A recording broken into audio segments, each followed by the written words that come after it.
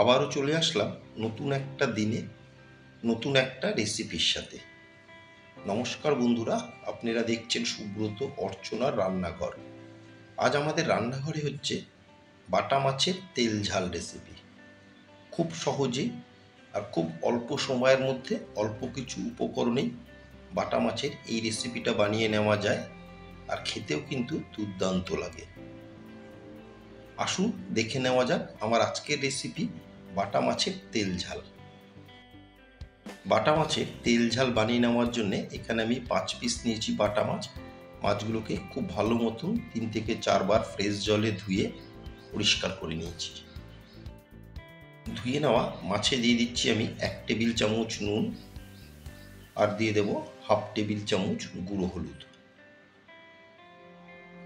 দিয়ে মাছের প্রত্যেকটা পিসের গায়ে খুব ভালো করে নুন আর হলুদ মাখিয়ে নেব।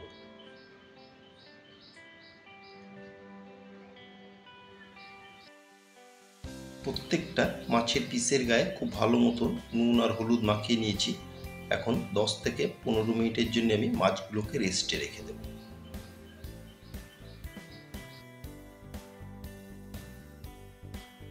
একটা মশলার পেস্ট বানিয়ে নেব। একটা বাটি নিয়ে নিলাম, এর ভিতরে দিয়ে দিচ্ছি আমি 1 টেবিল চামচ কালো সর্ষে, 1 টেবিল চামচ দিয়ে দেবো এখানে আমি সাদা সর্ষে, আর দিয়ে দিচ্ছি 5 থেকে 6 কোয়া রসুন, আর একটা কাঁচা লঙ্কা, আর দিয়ে দিচ্ছি এর মধ্যে কিছুটা জল দিয়ে আমি কিছুক্ষণ ভিজিয়ে রেখে দেবো। একটু সর্ষেগুলো নরম হয়ে গেলে এর একটা পেস্ট বানিয়ে নেব। সর্ষের পেস্টটা আমার বানানো হয়ে গেল, সাইডে রেখে দিচ্ছি, পরে লাগবে। আর এখানে একটা বড় সাইজের টমেটো পেস্ট বানিয়ে নিয়েছি, এটা গ্রেভির জন্য আমার লাগবে।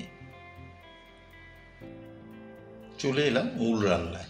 গ্যাসের ফ্লেম অন করে একটা ফ্রাই প্যান গরম করে এর মধ্যে আমি দিয়ে দেব 4 থেকে 5 টেবিল চামচ সর্ষের তেল।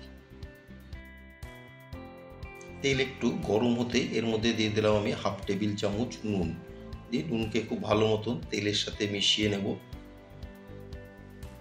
মাছ ভাজার আগে যদি গরম তেলে একটু নুন দিয়ে নেওয়া যায় তাহলে কিন্তু মাছ ভাজার সময় কড়াইয়ের গায়েতে আর লেগে যায় না। তেলকে বেশ ভালো মতন ধোঁয়া ওঠা গরম করে এখন এর মধ্যে দিয়ে দিচ্ছি একে একে নুন হলুদ মাখিয়ে রাখা মাছের পিসগুলো।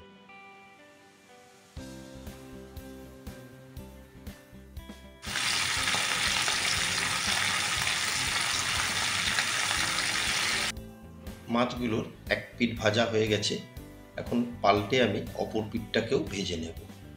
এইভাবে উল্টে পাল্টে 2 পিঠে আমি মাছগুলোকে ভেজে নেব। মাছগুলোকে উল্টে পাল্টে 2 পিঠেই আমি ভেজে নিয়েছি। এর থেকে বেশি ভাজার আর কোনো দরকার নেই। ভেজে নেওয়া মাছগুলোকে এখন তুলে নিচ্ছি।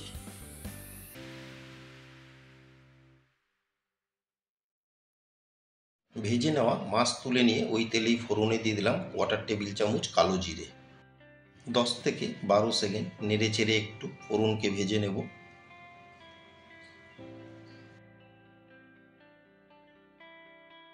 ফোড়ন আমার রেডি হয়ে গেছে, এখন দিয়ে দিচ্ছি আমি একটা টমেটোর পেস্ট। দিয়ে টমেটোর পেস্টকেও 1.5 থেকে 2 মিনিট কষিয়ে নেব যতক্ষণ না পর্যন্ত টমেটোর কাঁচা গন্ধটা যাচ্ছে। গ্যাসের ফ্লেম মিডিয়ামে রেখে মিনিট 2 আমি টমেটোর পেস্টকে কষিয়ে নিলাম। টমেটোর কাঁচা গন্ধটা চলে গেছে, এখন কিছু গুঁড়ো মশলা আমি এতে দিয়ে দেব। প্রথমে দিয়ে দিচ্ছি আমি হাফ টেবিল চামচ নুন। নুনটা অবশ্যই আপনারা আপনাদের স্বাদ মতন বাড়িয়ে বা কমিয়ে নেবেন। আর দিয়ে দিলাম হাফ টেবিল চামচের একটু কম দিয়ে দিলাম জিরের গুঁড়ো। হাফ টেবিল চামচ দিয়ে দিচ্ছি আমি রেগুলার লঙ্কার গুঁড়ো। যেহেতু মাছের ঝাল হবে একটু ঝালটা বেশি দিতে হবে। হাফ টেবিল চামচ দিয়ে দিলাম গুঁড়ো হলুদ। দিয়ে সমস্ত মশলাকে খুব ভালো মতন টমেটোর পেস্টের সাথে মিশিয়ে আরও কিছুক্ষণ আমি গুঁড়ো মশলাকে কষিয়ে নেব।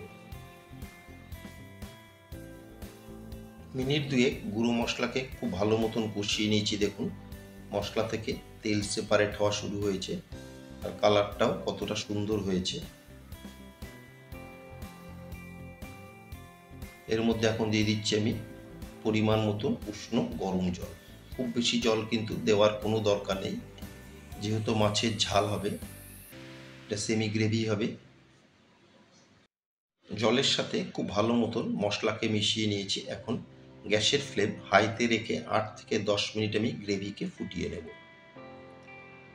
মিনিট 8 গ্রেভিকে ফুটিয়ে নিয়ে এখন এর মধ্যে দিয়ে দিচ্ছি আমি ভেজে রাখা মাছের পিসগুলো। আর আমার নতুন বন্ধুদের কাছে রিকোয়েস্ট, যারা আমার চ্যানেলটি এখনও সাবস্ক্রাইব করেননি তারা অবশ্যই সাবস্ক্রাইব করে আমার পাশে থাকবেন, আর পাশে থাকা বেল আইকনটি প্রেস করে রাখবেন। যখনই আমি নতুন কোনো ভিডিও আপলোড করব সবার আগে নোটিফিকেশান আপনাদের কাছে পৌঁছে যাবে। মাছ দিয়ে মাছগুলোকে উল্টে পাল্টে গ্রেভির সাথে আমি আরও 4 থেকে 5 মিনিট ফুটিয়ে নেব।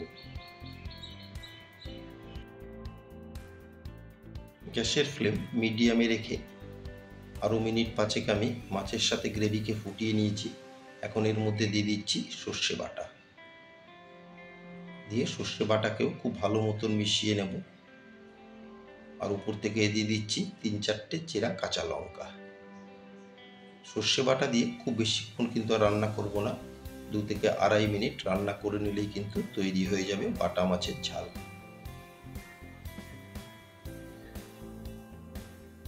সর্ষে বাটা দিয়ে আরও মিনিট 3 আমি রান্না করে নিলাম, তৈরি হয়ে গেল বাটা মাছের ঝাল।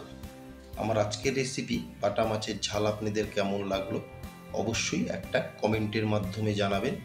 যদি কোনো অংশে ভালো লেগে থাকে একটা লাইক, শেয়ার আর ছোট্ট করে একটা কমেন্ট করতে কিন্তু ভুলবেন না। গ্যাসের ফ্লেম অফ করে একটা সার্ভিং প্লেটে আমি তুলে নিলাম। গরম ভাত আর তার সাথে যদি এরকম একটা বাটা মাছের ঝাল থাকে আর কি লাগে। সবাই সুস্থ থাকবেন, ভালো থাকবেন। আবার দেখা হবে পরবর্তী একটা দিনে পরবর্তী একটা রেসিপির সাথে।